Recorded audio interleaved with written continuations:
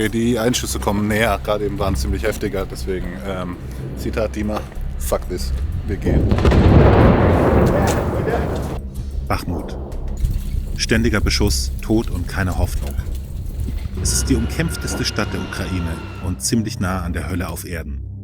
Wir fahren mitten rein, um euch zu zeigen, was es heißt, so nah am Krieg zu leben. Es ist jetzt fast 2:30, das heißt, es kommen jetzt mehr Einschläge hier rein. Oh.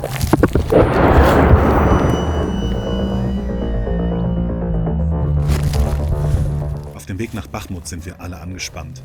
Als wir die Stadt Ende Januar anfahren, gibt es nur noch eine Straße rein und raus, die einigermaßen sicher zu befahren ist. Die anderen sind schon in russischer Hand oder liegen unter dauerhaftem Beschuss. Gleich werden wir nur noch wenige 100 Meter von der Frontlinie entfernt sein. Ständig knallt es irgendwo. Bachmut wird täglich, immer und immer wieder beschossen. Vor dem Krieg lebten hier 75.000 Menschen. Jetzt sind es noch 5.000. Man hört die ein- und ausgehenden Artillerie- und Mörsergranaten im Hintergrund. Manchmal sogar schon MG-Feuer. Okay, die Einschüsse kommen näher. Gerade eben waren ziemlich heftiger, deswegen Zitat Dima, fuck this, wir gehen.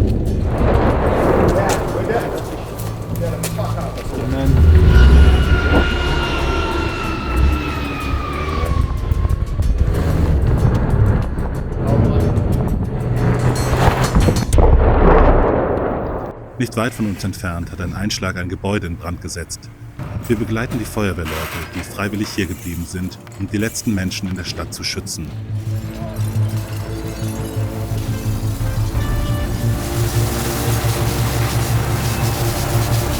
Das, was hier brennt, war mal ein Verwaltungsgebäude. Die Feuerwehr löscht so sparsam wie möglich, denn Wasser ist knapp. Es geht vor allem darum, das Übergreifen auf andere Gebäude zu verhindern.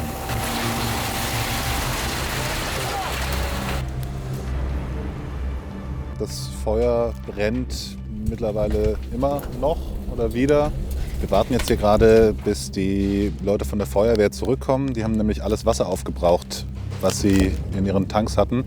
Wir konnten nicht mit dorthin, wo sie das Wasser auffüllen, weil es da noch gefährlicher ist als hier tatsächlich, haben sie uns gesagt. Deswegen wollten sie uns auch nicht mitnehmen.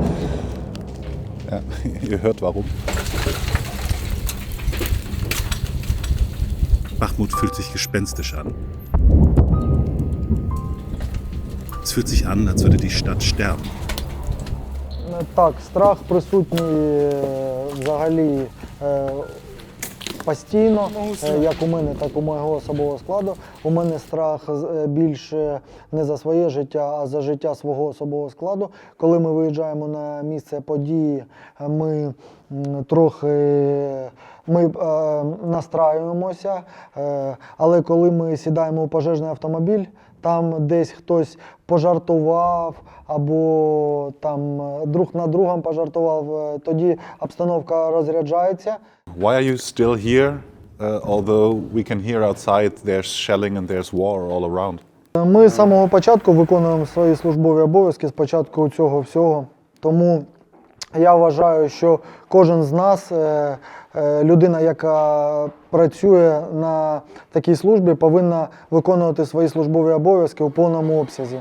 Тому я тут, тому що мій особовий склад тут, тому що люди, з якими я роблю тут, я як їхній керівник несу за них відповідальність та розумію, що без мене ніяк. Do you think it's still worth it? Isn't it like doing things that aren't really that important anymore in a town so destroyed? Вопреки усього, тут знаходяться ще люди, тому ми повинні якомога більше допомагати.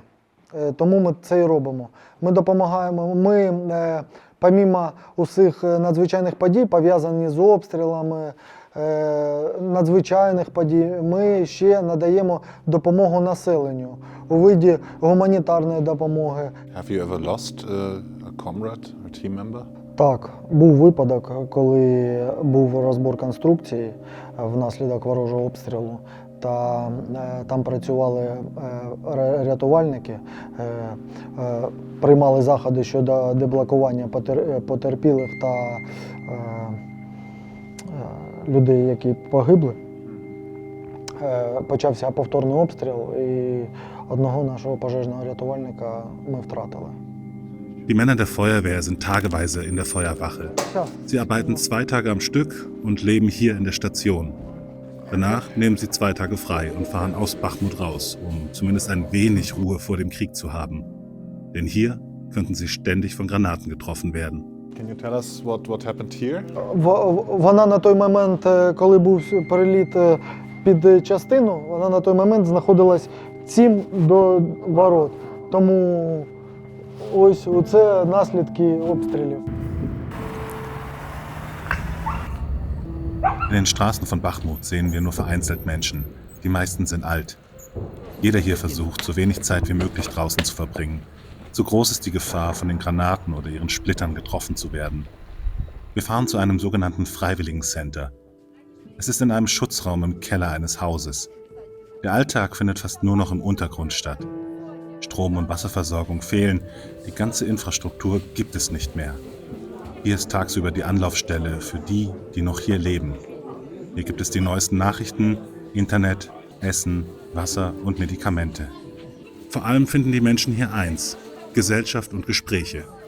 Sie sind nicht allein und das Donnern des Kriegs ist hier nicht wirklich zu hören. Значит, если нас тут уже, будем говорить, бомбят месяцев 8, первые месяцы был, как говорят, шок. Второй страх. А потом уже привыкли, наверное. Безразличие уже, понимаете? Вот безразличие уже. Wir treffen auf eine alte Frau. Sie lebt seit einigen Jahren in Bachmut und ist seit dem Krieg nicht weggekommen. Обстановка последние недели, месяцы.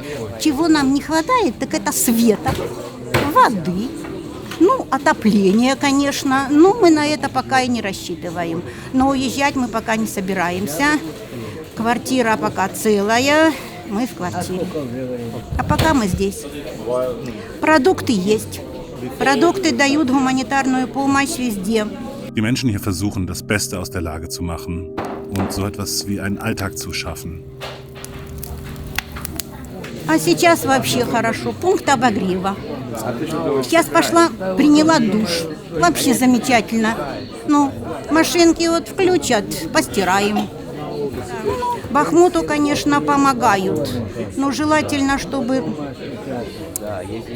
нас освободили, чтобы у нас был свет, чтобы у нас была Украина полноценна, чтобы мы жили так, как мы жили раньше. Es sind vor allem ältere Menschen, die in Bachmut geblieben sind. Tatjana betreut hier im Freiwilligencenter die Kinder der Familien, die noch nicht geflohen sind. Etwa um ältere Angehörige zu pflegen, die nicht fliehen wollen oder können. Für die Kinder heißt das ein Leben in den Kellern Bachmuts. Ну, первые дни, недели, они боялись, ховались. А потом, даже сейчас, если смотреть, дети выходят и смотрят, а куда ж полетела? But is it a good idea to have the children still here while there's shelling? Shouldn't they maybe be evacuated? Если маленькие дети, я думаю, может даже и стоить. А большие, которые уже сознание более образованное, это решать с их мнением. Ну, у моей сестры, она есть, у меня племянница есть, ей мало, ей 3 года. Она решила выехать. Почему? Потому что ребенок не чересчур бурно реагировал на это. Не спал, кричал, не давал спать другим. So what about yourself? Aren't you afraid when you stay here with all the war happening around?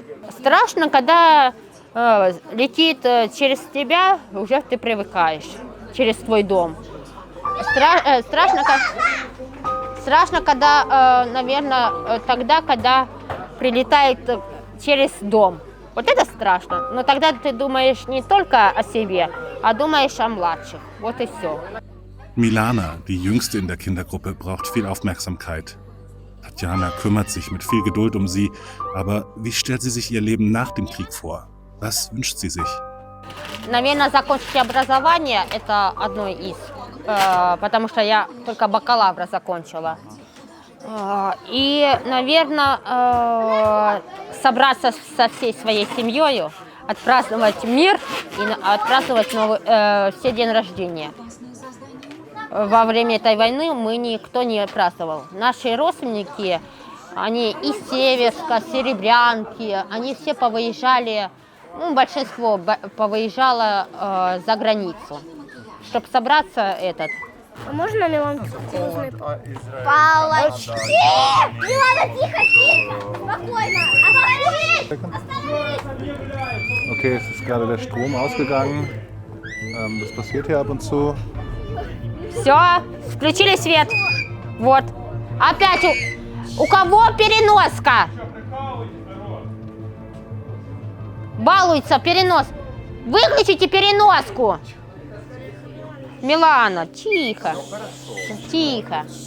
Мила, очень много взрослых, которые тебя защитят, так что не бойся ничего. В темноте Всё. нет ничего страшного. Все. Не пас шарик. А ну давай, дядя, кидай шарик. Давай, Кидай. Да, я на шарик. Oh, almost. Oh! Okay, ja, das ist halt natürlich, sich vorzustellen, wie das Ganze hier ist mit den Einschlägen, mit dem täglichen Tod und so, das ist für Erwachsene schon völlig katastrophal, aber wie das halt für die Kinder ist, unvorstellbar. Is there anything else you would like to tell us or to say to anybody, to the world? Я хочу пожелать то, чтобы человек остался человеком, это главное, с большой буквы. А во-вторых, чтобы наконец-то наступил мир, в котором дети не будут бояться ни той же ночи, ни той же этих выстрелов и не будут знать, с какого оружия стреляют. Die Menschen hier sind traumatisiert und die Verzweiflung wächst. Die Kinder hier werden wahrscheinlich ihr ganzes Leben lang von den Erlebnissen geprägt sein. Wir sind wieder im Tageslicht. Direkt ist der Lärm des Krieges zurück. Wir sind jetzt mit 2 Soldaten verabredet, die hier in Bachmut kämpfen. Тут утримуємо кордони, стримуємо сили противника, коли є можливість йдемо в контрнаступи, для того, щоб його... Я понял. То есть наша задача здесь в том, чтобы сдерживать его и откидывать назад его силы против. Враг в считанных километрах от нас, то есть буквально до 1-2 километров от нас на данный момент. Can you tell us something about the stuff we're hearing in the background? What is it and how close is it? Это выходы, приходы артиллерии, в основном это минометы, танки. Танки работают в закрытых позициях, то есть непрямые бои ведутся. Вот это все, что вы слышите. Вот. Живем обычным днем, заходим на позиции, сдерживаем, возвращаемся, купаемся, кушаем, приводим себя в порядок. И опять же меняем людей, которые поменяли нас. И так мы вот живем каждый день. То есть, Как долго на позиции проводите? в зависимости от ситуации. Мы не меняем, не позволяют себе ничего лишнего, поэтому всегда в готовности. Does this make it more difficult to do your job when there are 5,000 civilians around in the city? Вы видите, на улицах их практически не видно. Практически не видно, они сидят. В основном остались пенсионеры, люди.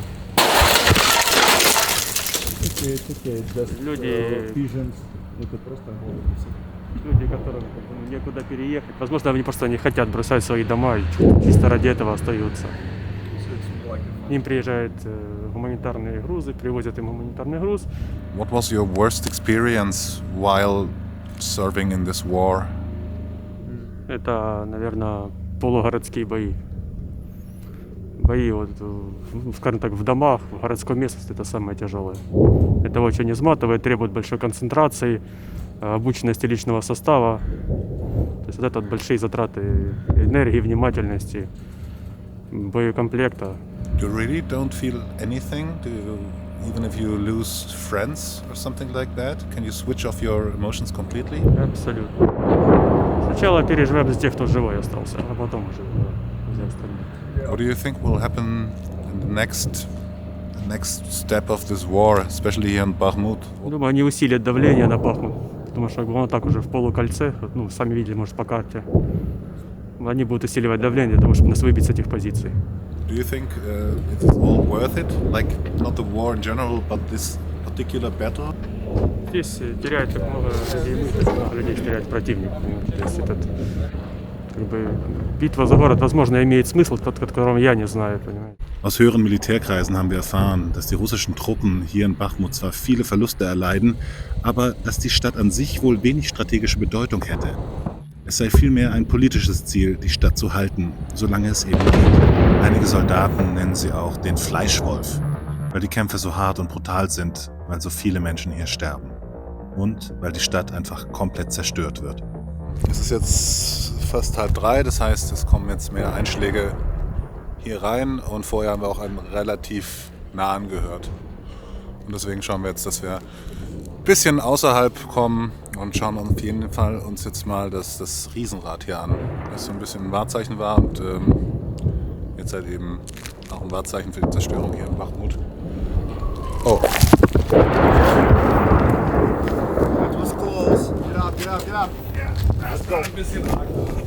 Okay, Let's go. let's go. No. Stop. Be careful.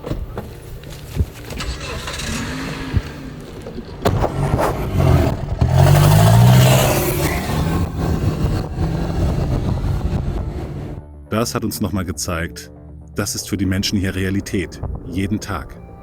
Am Riesenrad von Bachmut drehen wir letzte Bilder. Die tiefen Krater der Einschläge hier zeigen die Wucht der Geschosse. Im Hintergrund wird der Kriegslärm immer intensiver. Wir verlassen so schnell es geht die Stadt. Mittlerweile hat es angefangen zu schneien. Die Kälte zieht über die Stadt. Als wir aus Bachmut rausfahren, entdecken wir Soldaten. Sie heben neue Schützengräben aus. Wir fragen, ob wir sie filmen dürfen und das ist okay für sie, aber Interviews wollen sie nicht geben. Der Teil hier wurde gestern gegraben und jetzt hier der Bereich, der ist ganz frisch. Da hinten sind die Leute auch mit dem Bagger und erweitern gerade dieses Tunnelsystem, dieses System an Schützengräben. Aller Voraussicht nach wird das hier die nächste Verteidigungslinie. Bachmut ist ein paar Kilometer in die Richtung. Man hört jetzt mittlerweile schon die Maschinengewehre, die feuern. Das heißt, sehr wahrscheinlich werden die Russen versuchen, Bachmut einzukesseln. Und wenn Bachmut fällt und sich die Ukrainer zurückziehen, dann wird das hier die neue Frontline dann gegenüber der russischen Armee und der Wagner-Söldner. Jetzt, mehr als einen Monat nach unseren Dreharbeiten, haben die russischen Streitkräfte mit Hilfe von Wagner-Söldnern den Kreis um die Stadt fast geschlossen.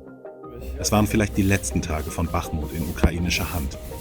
Und wo wir gerade noch durch die Gräben gelaufen sind, werden in den nächsten Tagen vielleicht Soldaten kämpfen und sterben.